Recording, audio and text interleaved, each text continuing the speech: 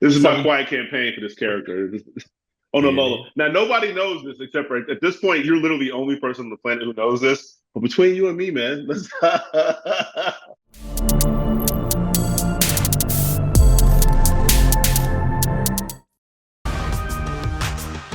She got that Lizzo Rihanna thing going on. Lasagna.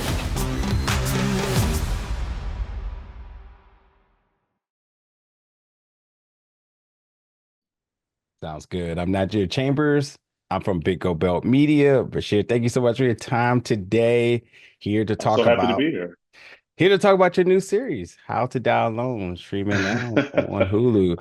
I Yeah, just yeah. want to I just want to start off by saying, man, I'm like I guess I don't understand the business because Southside is legit one of the best shows ever.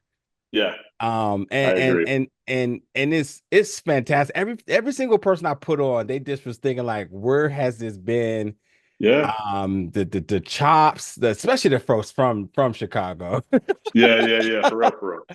It's a little um, extra special. It's a little extra special for those. Absolutely, and I think for me being from the Washington D.C. area, you know how prideful we are about the DMV culture around here. But it was really Yeah, good to get in there and get a glimpse of the Chicago, because you always hear about the gritty and the rough side of it, but like to see the yeah, day to day, the culture on display, like yeah. the human side of it, I really did appreciate that. So I do want to ask you, are you back in the lab to create something? I know that little hiccup ain't stop you, boss. So where The we thing at with the about new project?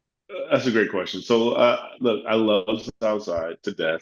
I hope it finds ways to get to bigger audiences. I hope they find ways to share it with more platforms. They've done that with some other shows. I think we should That's be on true. that list.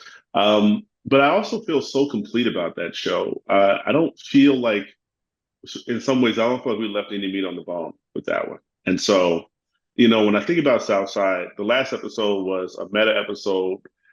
We got to shoot at Lollapalooza, which is the biggest, music festival in Chicago. We got to shoot with Corday. We got to do a silly thing with robots. We got to do something where we pretended Simon was out in Starved Rock, Illinois, camping, and it all ended with them making a movie of the show. I just feel like, in some ways, my heart is full Yeah. when it comes to Southside, and I'm very eager to do something else. We actually have been writing. We have a couple shows in development right now at a couple different places. We don't want to jinx anything, but let's just say we're very optimistic. And then also, myself, I'm also looking. I'm originally from Chicago, obviously, so I've been looking at actually planting some more firm roots there, which is another story that we can talk about down the line. But just kind of getting something, because I do want to find ways to more consistently work with the talent base in Chicago, which I found to be incredible. And Yeah. there's so many undiscovered great voices out there. So there's definitely more to come. Yeah, and that's one thing I got to commend you all about, and that's one thing I will go off on a limb and say like that is not the Yeah. case here in the DMV. When it comes to Mm. Chicago, you all take care of your home base. You Yeah. see when the likes of shows like The Shy, Power Book Force, that like the Yeah. entire cast is folks from Chicago, Yeah. Yeah. Yeah. and that pride, especially when you're shooting on location, that pride of the folks that grew up in these streets here, Yes. is reason why these shows are successful to the lengths that they are. And again, Yep. going back to Southside, man, it's just literally one of the funniest and best shows I've ever seen.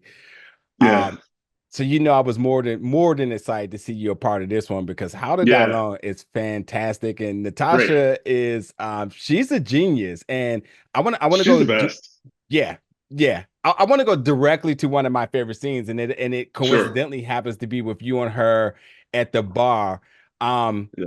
you two at this rate now are comedic geniuses, and to see these Yeah. two formidable forces, these two characters come together now in Mel and Brian. Can you talk about the construction of that?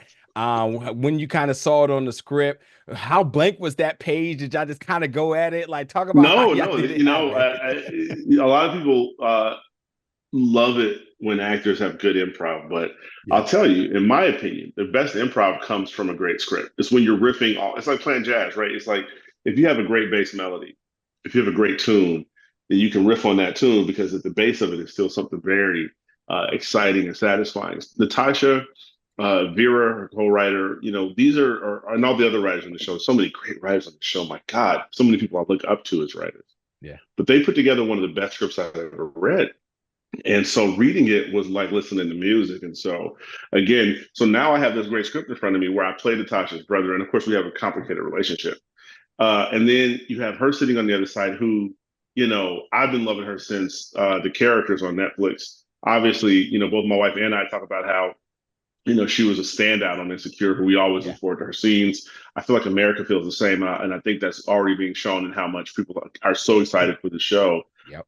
For me, though, as an actor, it's very rare to look across the table and look across the scene and see somebody who, not only is obviously outstanding. I've been very fortunate to work with some outstanding actors, but who's also very, very comedically gifted to the point where I'm acting with her, but I'm also really trying to make sure I'm listening because she's doing so many things as an actress that I'm responding to. And then now, because she's talented, she's responding to some of the stuff that I'm doing.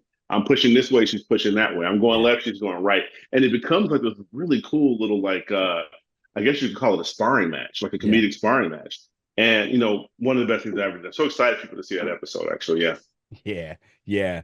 And even before that too, because while there is a lot of humor within it, there's a lot of like real conversations Oh, happening yeah. too. And Oh, yeah. right before that, we have a conversation with Brian and his mother, and to Mm-hmm. sum that scene up was really about the societal pressures of a black man. And Yeah, it's true. It's a little triggering because we've all been Wow. in these positions where it's like you have these expectations to do this and do that, Mm-hmm. and when you even try to explain yourself and Yeah. try to have a sense of like remorse, or maybe even asking for empathy in terms of not being able to live up to these pressures that you never Yeah. ever signed up for, and you end up coming back. She comes back with like well, do this, this Yeah. completely, not at any means sort of sympathetic about that. Can you No. talk about that scene, and how did you kind of articulate it? Well, I got a wonderful scene with the great Ellen Cleghorn, who I'm also been a fan of, who I was so happy when I saw that I would get to share some screen time with her. She also loves Southside and was laughing about it. So I would actually be texting her because she would be telling me something about Southside. I was like, it's just so crazy that I'm texting Ellen, but she's someone who, again, she's just like, it's hard to describe. She's just amazing. She's just better. She's just better than most. And every choice is unexpected that she makes. So even when she goes off on a tangent and you just listen, you're like, oh my God, this is the funniest thing anybody's saying. And then she's also really good about layering it. But then now is a scene where both of us who have a comedic background are actually doing some pretty dramatic stuff. Yeah. And absolutely, it actually made me feel, in some ways, you said it was triggering. For me, it made me feel very comforted that my relationship with my mom in real life is a lot less Sure. tense than that one. But at the same time, that expectation is. I remember I went to school to be pre-med, and this is back because I'm from the hood, and so you come from my hood and you go to an Ivy League school. It's like you're gonna be a doctor, you're gonna be a lawyer. Ain't no Yeah. being an actor. And so for me, there was incredible pressure to the point where I actually finished all my pre-med requirements, even though I knew in the second year that I didn't want to necessarily go to medical school, and I was having more fun on campus doing theater. And I was like, yeah, I've been doing theater since high school. And slowly but surely, I was like, sure, you realize you're an actor. And I had this moment where I had to tell my dad, like, hey, I want to go study theater. And he actually, to his credit, paid for me to go study in upstate New York, in Ithaca, New York. But there is that sense that even if your own family is supportive, you still feel a sense of, am I letting the community down, right? Am I really taking all this investment, right? All these years where I've been protected, where I've been looked after, where the streets have looked after me. Because again, I'm from the hood, but the streets, they opened the way for me. They let me go through. I got safe passage, right? And so now I'm taking all that protection, all that support, and I'm putting it into something that is like walking into a room and auditioning, being told no, and then being like, all right, how am I going to make rent? So it does feel very daunting. And so that scene, absolutely, you feel that overwhelming pressure of like, hey, is this really what we're doing here? Are you going to step up? You need to step up, because I think that's a big part of that. But I got to say, as a parent myself, raising a young black boy in this society, it's hard. It's hard not to be hard on him. That sounds crazy, but it really is, because you just know what's waiting for him outside, and you want to prepare them for every single possibility, and you don't want them to mistakenly have their guard down in a moment where they should be having their head on a swivel. And so it becomes hard for me to talk to myself and say, hey, Ease up. You ain't got to know everything right now, but yeah, I totally get that because it is a it's a treacherous world out there, and once they leave the house, it's like who's looking out for them, right? So I think that you saw some of that in that scene, but also again, shout out to Ellen for the ability to kind of show the world some of her dramatic chops. I'm so excited for people to see what she's bringing to the table. Absolutely. Listen, I got to wrap, but I'd be remiss if I didn't see that you have a Bishop shirt on there, and we see the X-Men making their way into the MCU. This is my quiet campaign for this character. On the low. Now, nobody knows this except for at this point, you're literally the only person on the planet who knows this. But between you and me, man, no, I've been in love with this character forever. And it's funny because this is actually a Southside shirt. I think say the back. It's like Southside season 3. But this is from one of the departments. And then they were like, hey, man, we're all picking X-Men. Which one do you want to be? And I was like, Bishop. Put Bishop on that. So I was happy to see him in X-Men 97. Yeah. Big fan. Bomb. Big fan. That's it. Marvelous, you watching. You know what's up. Well, like we do here at Big Bill Media, we like to manifest things. So I look forward to seeing Southside or some other rendition of your storytelling very soon. And if we see you in the MCU, that'd be dope too. But in the meantime, folks can check you out. How to Die Alone, streaming right and also let me give a quick plug. We're also doing a live version of my show Sherman Showcase September 25th next week at the El Rey Theater. So come check us out. If you're in LA, you'll come out. We got some great jokes, some great songs. You can have a blast. I appreciate you so much for your time today, brother. You have a good rest of your day. Take care. Yes, sir. Take care.